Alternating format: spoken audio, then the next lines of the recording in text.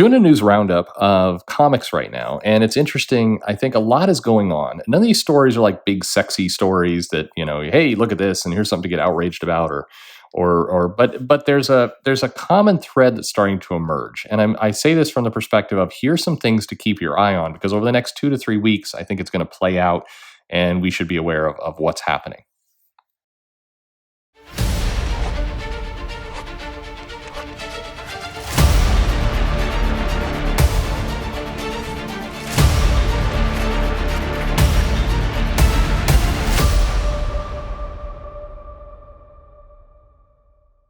Hey everybody, this is Perch. I'm going to do my best to keep this video as spoiler free as possible. That may be a little difficult. So if you're really, really hung up on spoilers for things like Empire or some of DC's plans, you might want to consider stopping to listen. So here's me saying, don't listen to my video, but nothing big. It's not going to ruin everything in comics. Or I'll put it this way. If you have gone onto Twitter or Facebook and gone to any comic groups, or you've gone to Bleeding Cool or Newsarama, I'm not going to say anything that is not spoiled in their headlines that you're not seeing kind of front and center in your face. Now, so maybe some minor plot details. I never can quite tell. Different people have different mileage for how they consume information. And so if like right now I look at the cover of Newsarama and I see a headline and a picture and it's a spoiler. Funnily enough, even in the headline they say spoiler, Scarlet Witch did something unspeakable in Empire, spoilers. But if you look at the little picture, then you know what it is. So it's like I don't know what kind of spoiler they're doing here. Anyway, I'm not going to get into. There are a couple comics like we've seen from Venom and some of the Spider-Man books that have some kind of final page big reveals. I'm not getting into anything like that. So your mileage may vary. There you go. Warning made. So looking at the industry as a whole, taking a step back, what we see here is that Marvel is almost back up to speed. This was the first week that it started to feel more like Marvel is the Marvel we know. There's a lot of titles out. They've got Empire out. The crossovers are starting to come now more aggressively, and it's like we're finally up to what feels like, if not full speed, pretty close to it. But at the same time, there's a lot of confusion around their titles. It still is very unnerving to kind of, Savage Avengers is coming out in September, more or less. It came out last time, I think, at the beginning of March. So there's definitely a shipping kind of randomness that's going on with Marvel right now that's hard to kind of wrap your arms around. And it's not bad. It's slightly confusing. It does give the feeling like they're not all in just yet, but they are putting comics out. It feels like they've been bruised a little bit. I think my perception of Marvel, and again, other people's perception may vary, is that they didn't take this shutdown and kind of the pause in comics and then kind of the restart and a bunch of things being missing. They didn't take it seriously, or rather, in contrast to DC, that seemed to take some very proactive steps, get their comics out, really try and get back to normal as rapidly as possible. It feels like with Marvel, they're kind of standing around going, what's everybody worried about? I don't understand. And it comes across even in those variant covers they did that were just one color saying comics is Wednesday. It was tone deaf. It just, you saw these and you're like, why would you do that? It doesn't make any sense. It just makes yourself look kind of dumb. And it feels like you don't quite get the gravity of what's happening. And that's kind of how Marvel feels. It feels like they're trying to return to normal, but it hasn't really been digested within the company that things have changed.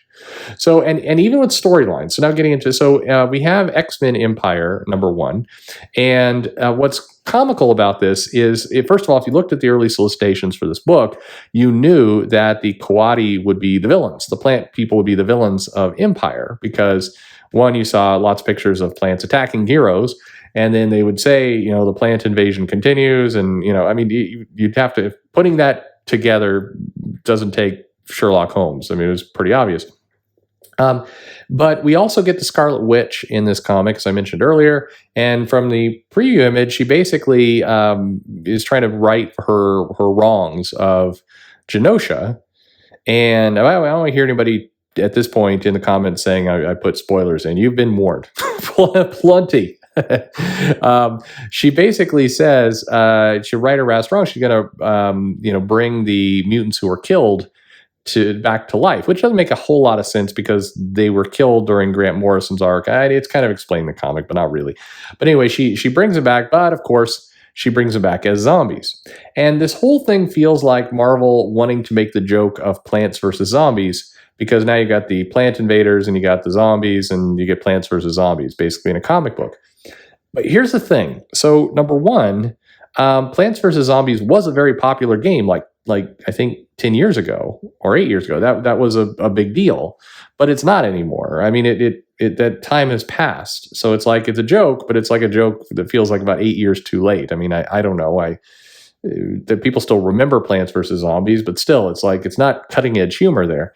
And then we're bringing the Scarlet Witch, and of course she does some magic and she screws it up, which is, we've seen that before, and she brings him back to life, but we've seen that before in Necrosha. So all these elements feel like it's not quite nostalgia. It's kind of like Marvel's greatest hits, coming back at you, but these weren't great hits to begin with. So it's like Marvel's B-sides coming back at you.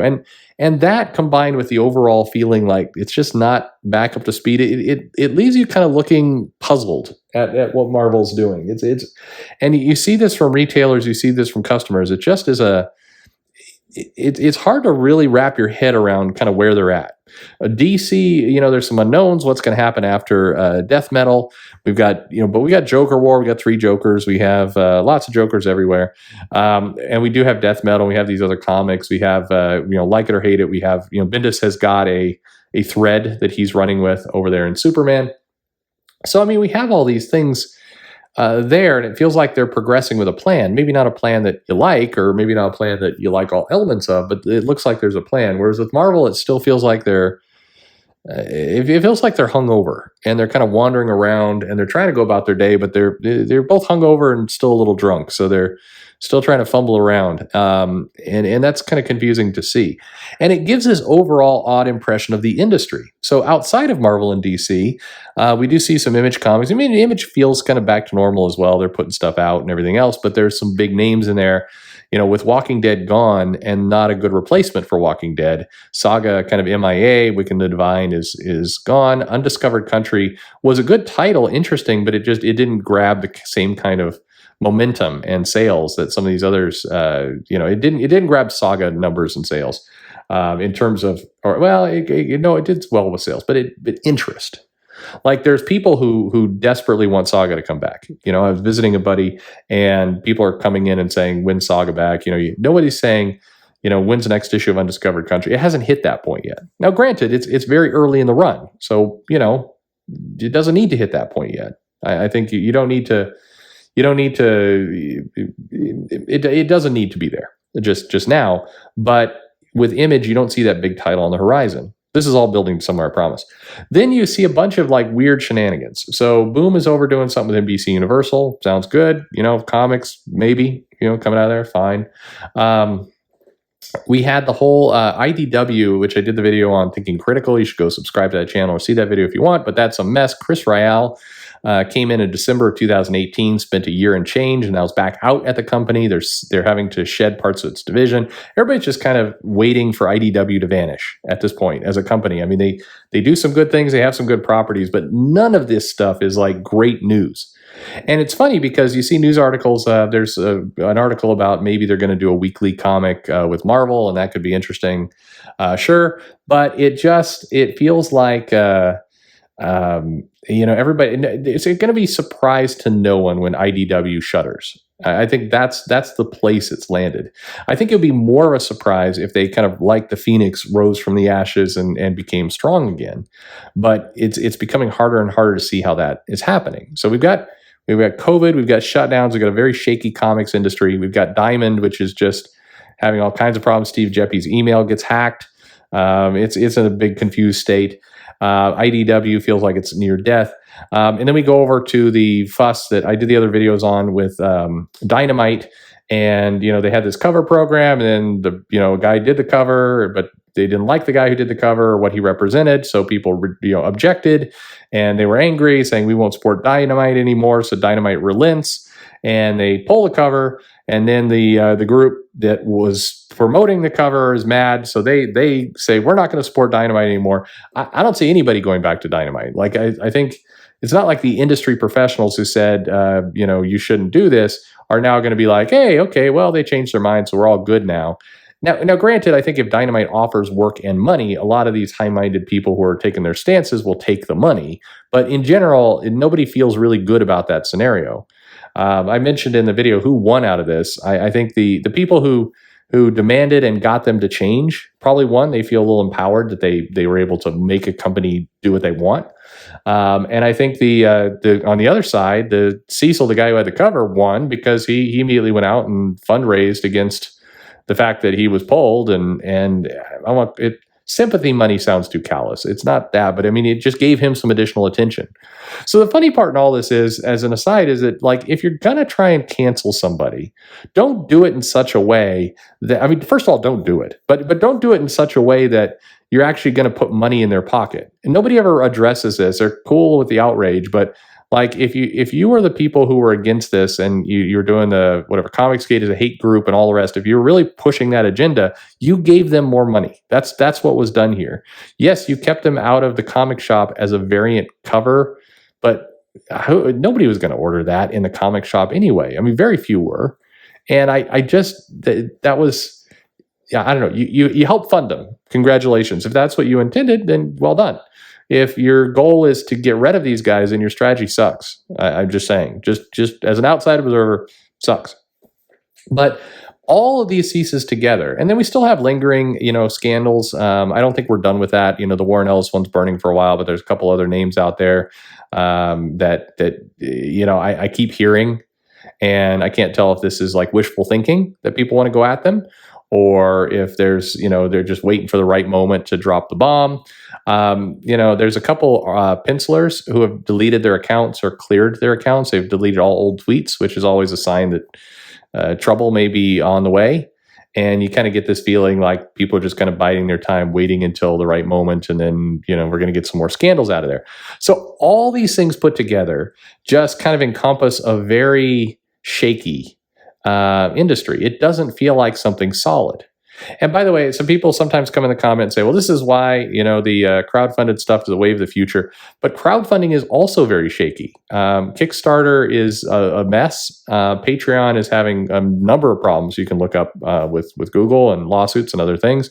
Indiegogo is where a lot of creators have gone, but then that label gets tagged with being, they're enabling a lot of these bad people. So it's like everywhere you turn, there's a lot of conflict. And what you hope for in comics is the conflict is in the pages, that the heroes are fighting villains and there's some things to go on. But instead, the conflict is all outside of comics. We've got confused companies, like what Marvel feels like. We've got people angry at companies, like where Dynamite's at. We have will Diamond and IDW survive the year? Question mark. It is a time where there's so much confusion, so much chaos right now in comics that is eclipsing the stories. It's hard to compete. When you're Superman or Batman, I mean, the funny part is, and you see it with DC, DC is putting out content, but you look at the articles in the press around things like Death Metal. This is an event they've been building to for 2+ years, and they're getting drowned out by the Cecil cover and IDW, will it survive? And hey, when are these Marvel comics shipping again? I mean, the oxygen is just being consumed by things that are not the comic, and this ultimately hurts everybody. I think in how it all goes.